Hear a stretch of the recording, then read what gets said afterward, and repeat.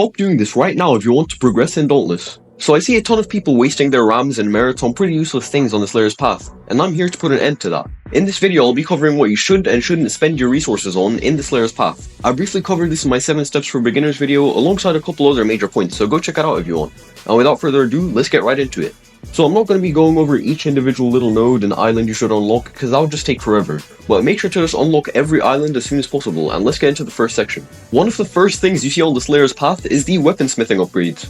These may seem kinda bad because they only increase your power and crit chance by a tiny bit, but trust me, it's very worth it in the beginning and in the long run. What I would do is test out each weapon, then try to main one weapon to see if you really like it, and if you do, then upgrade the smithing nodes. Then you can switch to a different weapon maybe later and upgrade that one. Just focus on one weapon at a time so you get a feel for it and actually do decent damage. Next up, you're going to see the parachute and the armor crafting. Now you don't really need the parachute that much, but you should at least get the basic parachute. Then on armor crafting, you should upgrade each one in this order. First your health, then stamina regeneration, then healing boost.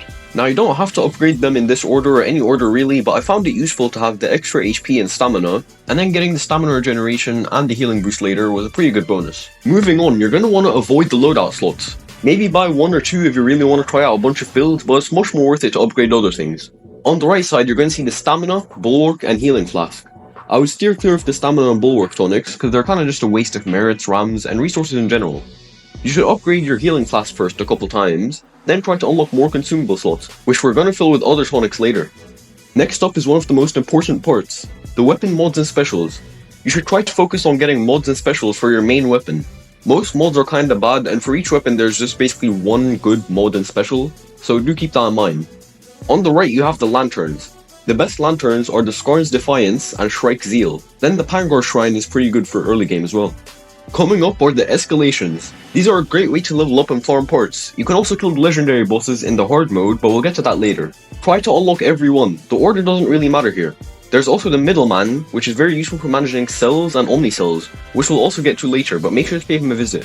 Then on the right you have all these tonics. The best ones are the Frenzy, Blitz, and Ether Gripe tonics. These work amazingly in any build and you should try to upgrade them. Maybe don't get the last upgrade because you rarely need to actually use all of your tonics. On Elemental Mastery, we have the Elemental Resistance upgrades. These do help quite a bit and you should try to upgrade them all at once. Like get them all to level 1, then 2, then 3, and so on. Because you don't want to have Blaze Behemoth Resistance maxed out and struggle fighting any other behemoth. And on the right is one of the most important parts of any build, Omnicells. There are the Bastion, Iceborne, Tempest, Revenant, Artificer, and Discipline Omnicells. Discipline isn't unlockable on Slayer's path, but it is still pretty good. And I recommend you get Iceborne for early game, Tempest for middle game because it's pretty good for port farming, and Revenant is great for most builds.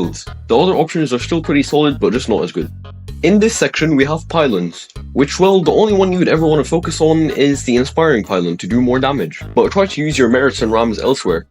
Next up we have the Gathering upgrades. You can get double herbs or ores every once in a while if you unlock these upgrades. They're pretty useful, but I wouldn't go all out on them. On the right we have these parachuting stamina upgrades, which are pretty handy, so try to upgrade them over time. Moving on, we have the grenade upgrades, which once again, none of them are really any good, so save your resources for something else. And in this section, we can unlock trials. Trials are great because you can get these tokens called Steel Marks after beating the weekly trial. If you go to Lady Luck, you can spend these on special cells, cosmetic pieces, weapon mods or specials, or even the Twin Suns. Just kidding, please don't buy them.